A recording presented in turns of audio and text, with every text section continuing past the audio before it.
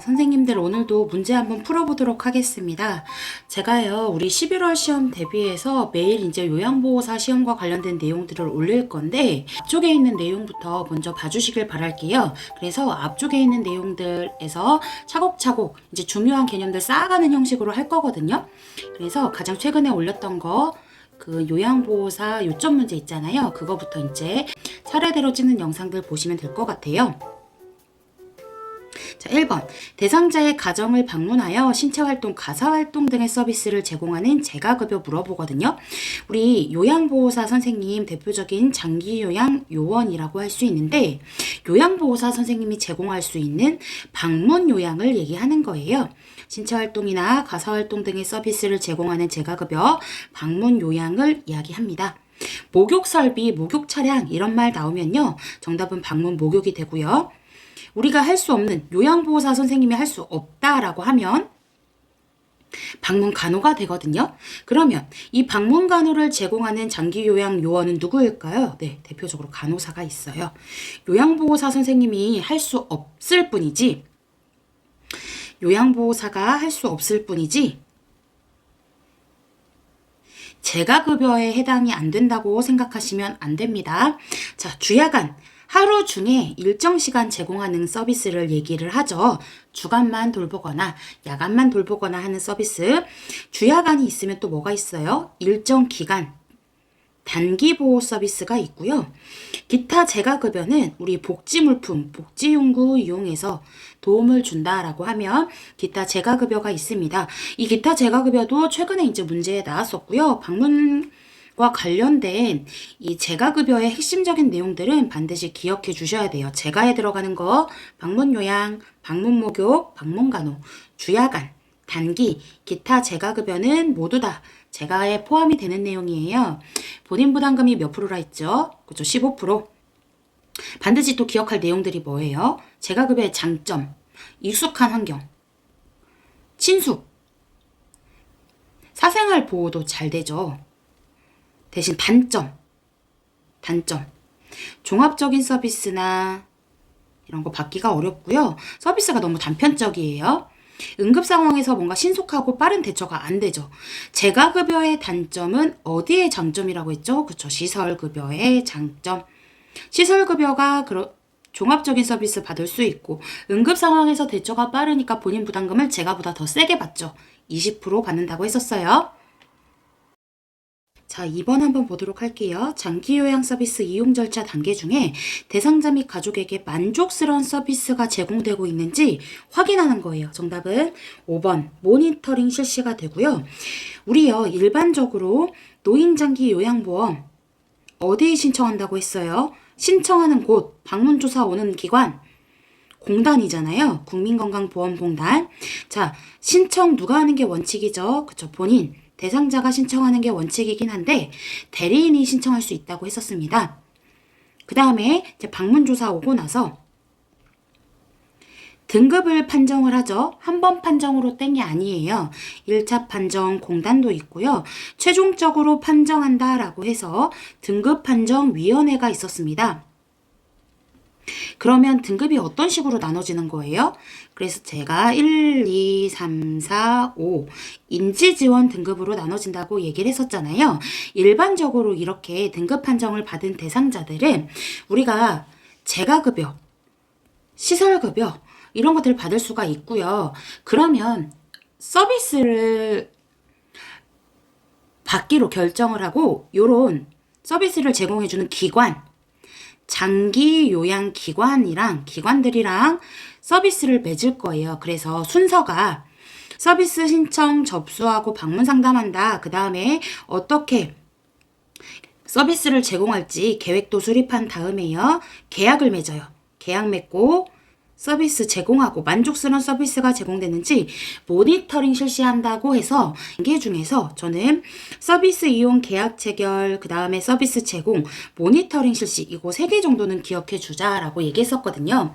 그동안에 나왔던 문제들 중에서 우리가 이제 빈칸 형식으로 나오게 돼요. 그래서 빈칸으로 해놓고 서비스 제공 앞에가 빈칸이면 뭐를 맺었을까요?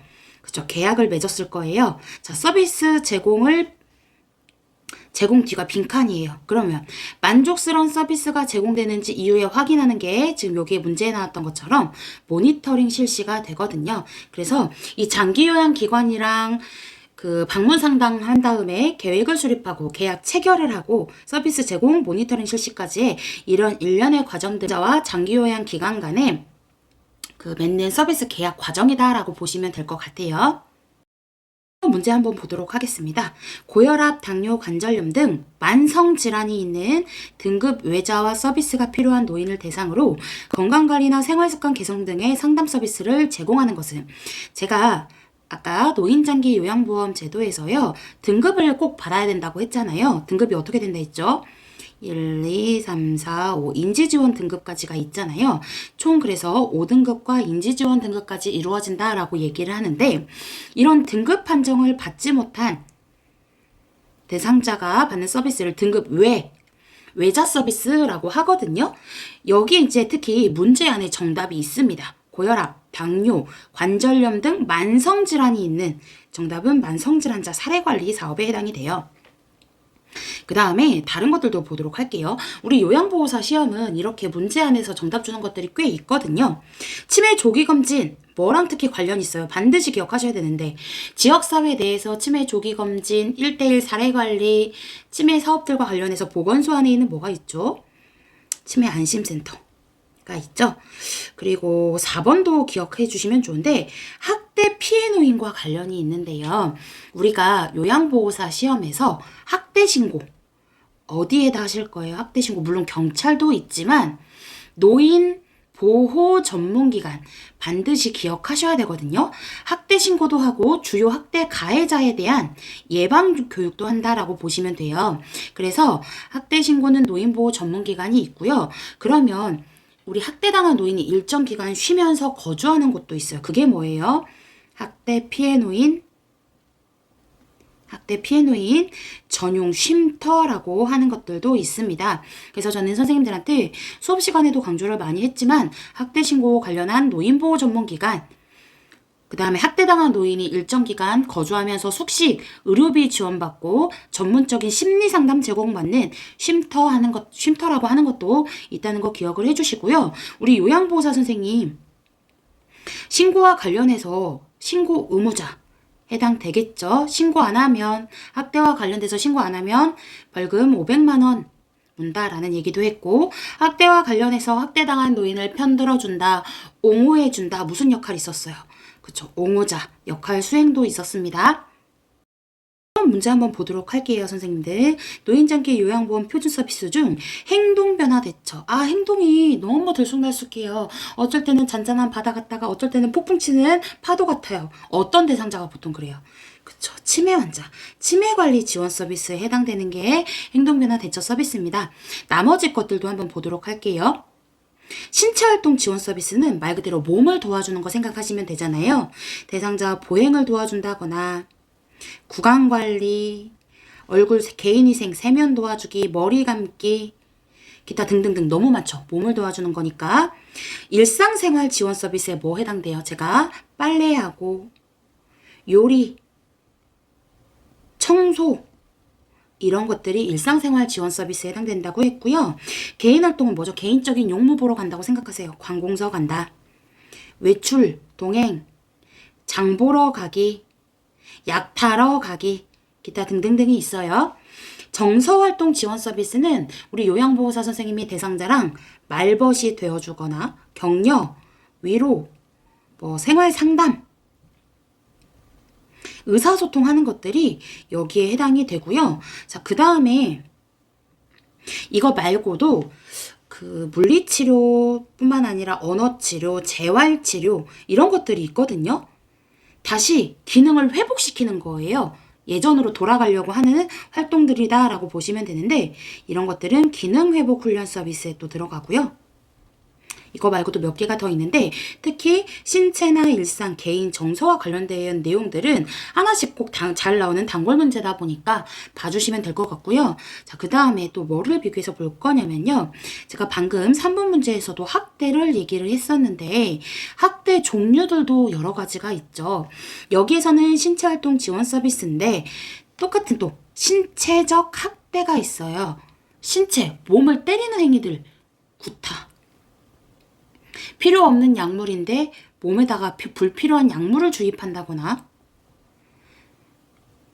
대상자, 우리 노인이 일을 못하거든요. 강제 노동시킨다거나, 어디다 묶어놔요. 몸을 묶어놓는다거나, 이런 것들이 신체적 학대에 해당이 되고요. 여기 정서 나오죠. 정서적 학대는 뭐가 있어요? 그쵸, 폭언, 욕하는 거. 똑같은 말을 하더라도 우리 요양보호사 선생님이 다정한 말로 위로해 준 거는 정서활동 지원 서비스지만, 요양보호사 선생님이 대상자한테 막 욕했어요. 일종의 학대거든요. 정서적 학대, 폭언 뿐만 아니라 말 아예 안 하고 무시하는 것들, 말 아예 안 하는 것들도 무시한다, 이성교제 못하게 한다, 이런 것들 정서적 학대에 들어가게 되거든요. 이런 거 말고도 돈과 관련되어 있는 경제적 학대도 있죠. 재정적 학대라고 하는데, 노인의 돈을 강제로 갈취한다거나 유언장을 위조한다거나 노인이 타먹는 연금 같은 거 명의를 바꿔놓는다거나, 일한다고 한 노인한테 일에 대한, 노동에 대한 대가를 안 준다거나, 이런 것들이 경제적 학대고요. 이거 말고도 방치, 방임과 관련된 것도 있고, 유기도 있고, 자기방임도 있거든요. 학대 종류도 제가 나중에 한 문제 정도는 더 같이 올려보도록 하겠습니다. 한번 보도록 할게요. 장기요양 인정 점수가 45점 미만, 45점 해당 안 되는 거거든요. 미만인 경증 치매 어르신이 받을 수 있는 등급은, 자, 중요한 개념들 한번 다 가보도록 할 거예요. 저는 선생님들한테 등급 점수 다 일일이 외우지 말라고 하거든요. 별로 그렇게 추천해드리고 싶지는 않은데요. 자, 각각 꼭 기억해야 할 단계들이 있습니다. 제가 노인장기 요양보험 신청하는 곳 어디라고 했죠? 그쵸, 국민건강보험공단. 국민건강보험공단은 돈을 주는 보험자기도 했었어요. 이 노인장기 요양보험 사업을 관장하는 장관이 있죠. 누구죠? 보건복지부 장관.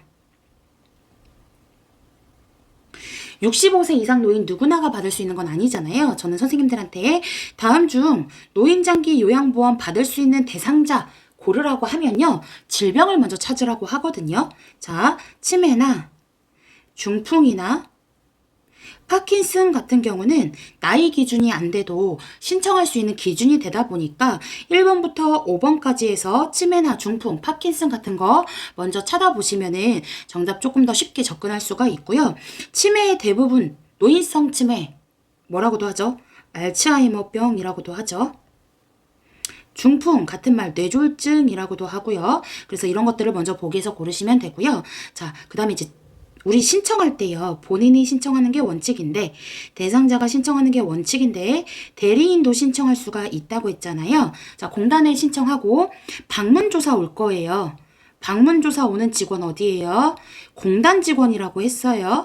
기관 직원이 아니고 공단 직원이 방문조사 와서 그 다음에 얼마나 일상생활이 어려운지 우리 대상자 일상생활 능력들 같은 거 평가해 볼 거거든요. 공단에서 등급을 판정을 할 거예요. 근데 그 한 번 땡이 아니고 최종적으로 또 판정을 하는 등급판정위원회라는 곳이 있었죠. 자, 등급 판정은 반드시 받아야 되는 거예요. 치매노인 등급 판정 필요 없다. 아니죠. 중풍 등급 판정 필요 없다. 아니에요. 등급 판정은 그 누가 와도 받아야 된다라고 보시면 돼요. 그래서 제가 이 등급이 어떻게 나눠진다 했어요? 1, 2, 3, 4, 5 인지지원 등급으로 나눠진다고 했죠. 묶으라고 했습니다. 가장 밑에 있는 2개 묶었어요. 위에 있는 2, 3, 4 묶었어요. 2개 묶었으니까 2년, 3개 묶었으니까 3년, 2, 3, 4 올라가시면 돼요. 장기요양 인정 최소 유효년수가 2년이었어요. 최소 유효년수 2년 반드시 기억을 하셔야 되고요. 그 다음에 이렇게 등급 판정을 받았잖아요. 그러면 저는 선생님들한테 점수는 기억은 못 하시더라도 몇 개 기억하시면 그래도 조금 쉽게 접근할 수 있는 것들이 있는데요. 인지지원 등급이 가장 아래 등급이잖아요. 1등급이 일상생활이 제일 어려운 등급이고 전적인 도움, 요양보호사 선생님이 전적인 도움이 필요해요. 자, 인지지원 등급은 바로 위에 있는 4, 앞에 오세요. 5도 밑에 오세요. 그래서 45점 미만 인지지원 등급에 해당되거든요. 정답은 5번입니다. 자, 그리고 이렇게 등급을 받았는데 내가 이 등급 판정에 이의가 있어요. 이의 신청은 통보받은 날로부터 며칠 내에 공단에 증명서류 내야 돼요. 그쵸? 90일 이내에 증명서류 내야 되고요. 이 90일은 또 어디서도 나오냐면요. 이 등급을 받고 나서 유효기간이 2년, 3년, 이렇게 4년 이렇게 되잖아요. 그래서 이 유효기간 끝나기 전에 갱신 신청하는 거하고도 관련이 있어요. 갱신 신청은 유효기간이 만료되기 전에 90일 전부터 30일 전까지 이런 내용들도 우리 등급과 관련된 판정 내용들이고요. 이거 파란색으로 쓴 거는 모르시더라도 앞에서 녹색으로 했던 것들은 워낙 중요하게 잘 나오는 내용들이다 보니까 개인장기 요양보험을 신청하는 우리 공단, 국민건강보험공단, 연금공단도 아니고 근로복지공단도 아니에요. 국민건강보험공단, 보험자라고 하는 거. 가입자는 모든 국민, 그 다음에 공단 직원이 방문조사 오고 등급 판정, 최종적으로 판정하는 우리 등급판정위원회도 있었고요. 반드시 등급 판정은 무조건 받아야 된다고 했죠. 총 이제 1, 2, 3, 4, 5 인지지원 등급까지 이루어져 있고 특히 이 등급과 관련해서 유효기간, 최소 인정 유효기간이 2년이다 라고 하는 것들 이런 것들도 반드시 기억을 해주시면 될 것 같아요. 오늘은 여기까지 하도록 하겠습니다.